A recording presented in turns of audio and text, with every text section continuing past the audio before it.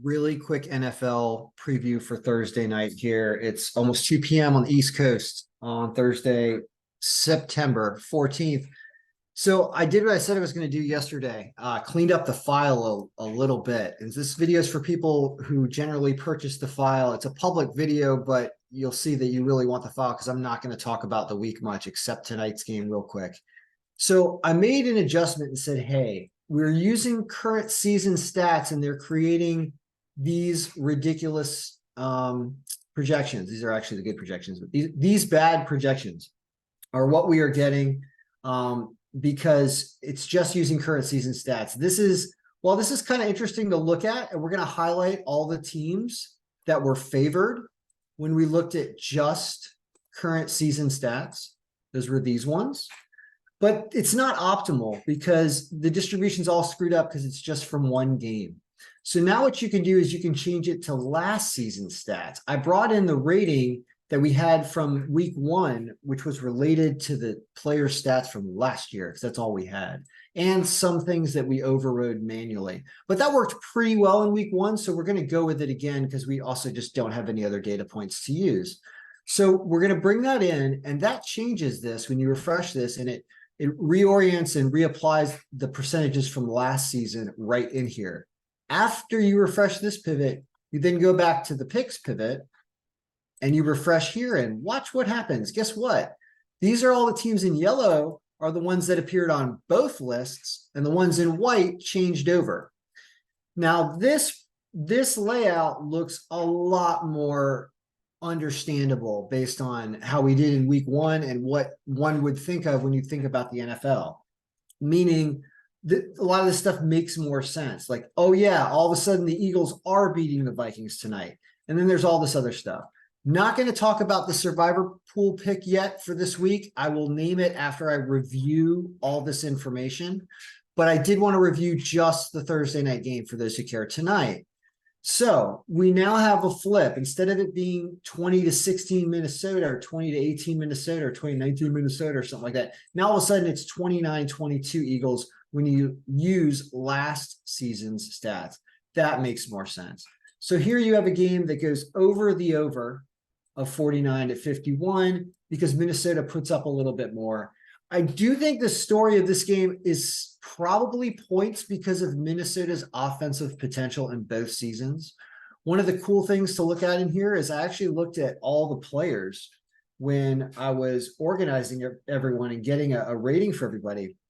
And it's funny because the number one ranked player last year scoring-wise was Justin Jefferson, and Tyreek Hill was up here. Tyreek Hill is actually number one. We can see the numbers over here. He's actually number one for current season because he had such an amazing game against the Chargers. So it's cool to look at this. And I also wanted to say, who is this poor guy? There was a guy at the bottom of, was it last season? No, who's this guy? Deion Jackson. What did this guy do? Deion Jackson NFL stats week one.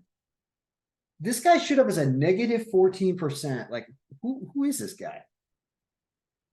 He's plays with Indianapolis. 13 attempts for 14 yards. Why is that so bad? Did he also have like a receiving fumble or something? Like, what happened to this guy? I just want to look at this because it was so weird. I was like, if you look at somebody who had the worst week one ever, it's this guy, according to the algorithms. Like, what did this poor guy do? He's a rusher? Let's see.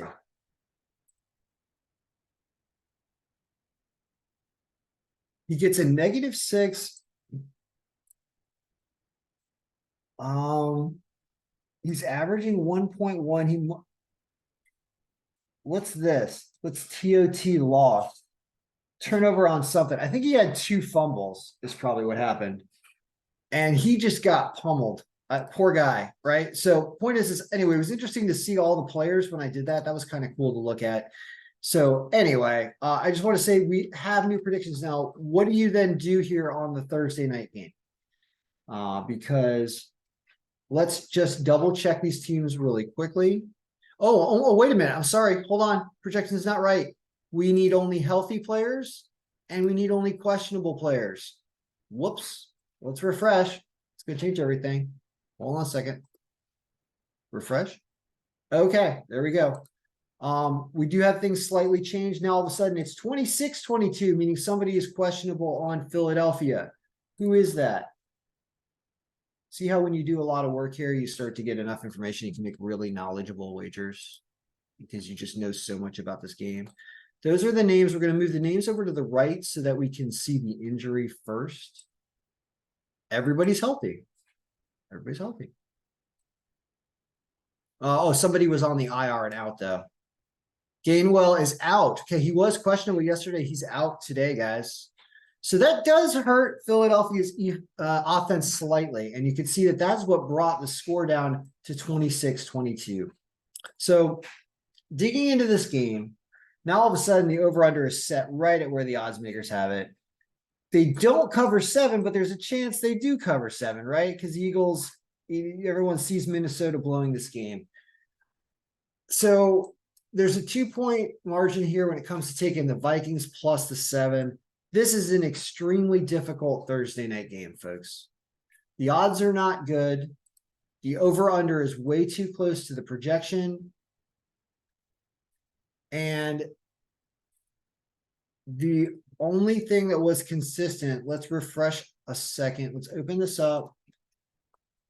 And now let's go back to current season stats. And refresh. And then refresh again. Comes out as a small Viking victory if somehow the defense holds up Philadelphia's offense, which didn't perform great in week 1. That's what's going on with Philadelphia. Is that Philadelphia beat the Patriots, but the Patriots are more of a defensive team anyway. So you would expect Philadelphia to score more in this game. So here would be my advice. I'll probably make a wager tonight just because I like watching some football. And there's reason to believe that Philadelphia will score more on Minnesota than they scored on the Patriots. And there's also reason to believe that Minnesota will score some points. And in both scenarios, it gave them this magnifier really needs to be around 7. It gives them, when you're doing last season, it gives them somewhere between 20 points and about 22 points. So what is the team over for the Vikings? It's probably set at like 21.5 or 20.5 or something. So every bet sounds like it's really difficult to make. And so as a, someone who has a lot of experience with this file, I can tell you that the Thursday night game is not a good wagering game tonight, everyone. You don't have to splurge. You can see that there's a potential for Minnesota to accidentally win this game at plus 270. So I would say that when we go with last season's stats and they end up losing this game by 4, that from a wagering and odds perspective of what's going on in this game, you get this 26-22, right? Well, how does that play itself out? It plays itself out with Minnesota potentially leading at this game at some point because they get over 20 points at some point. So maybe they get off to a 14-7 lead, something like that. And taking Minnesota at plus 270 to win when you have things available to you like in-game cash outs has a lot of potential at some point during this game to be offered a reasonable payout on your money. Meaning, say you bet $100 on Minnesota to win at plus 270, right? Which shows up right here. It's this side of the pick. If they're up in the third quarter, like 21-10 or something like that for some reason, because Philadelphia's offense can't get started, you're going to get offered $200 or something to cash that out. You'd be able to pretty much double your money if they're leading at some point later in the game. That there's some potential for that. So because of this abnormally high payout, given that a lot of people think the Eagles are going to win this game, and the Eagles are probably going to win this game, but that's the wager I'm probably going to make and just to watch, because it seems like the smart sharp man's bet on that game. If you lose your $100 because they get blown out by the Eagles, you lose your $100. But the way football works and just the fact that it keeps giving Minnesota more offense in both last season and this season. Yeah, I think it gives them a higher offensive rating in both seasons, right? Where's Philadelphia? Oh, no, Philadelphia was number one. What am I talking about last year? No, but well, put it this way. It does have Minnesota up here as the 14th ranked, top half of the league when it comes to offense, but it does have a really impactful player in Justin Jefferson. So those kind of players matter, and it keeps giving them the points here. So that's what I'm going to do, is I'm going to take Minnesota to win, obviously against the algorithm's advice for the most part, in the hopes of cashing that out with them getting a lead. That's my advice for the live bettor who pays attention to this game. If you have to pick a winner in this game, it's still probably Philadelphia, but the line's terrible. So the over-under is terrible. So there's not much to do. Anyway, there'll be a private video where I go over all these games for the people that pay for a copy of this. And also, if you've bought a copy of week 2, I'm going to provide you with week 3 and week 4. I want to go through the complete month of September because the work that I have to do to this is so custom until we get to about week 4 that you need all the copies because you're going to be lost with the changes I'm making on the fly in this thing in the next few weeks. All right. So good luck, everybody. May Minnesota at some point have a big lead in the Thursday night football game for week 2. Good luck. May all your picks be winning.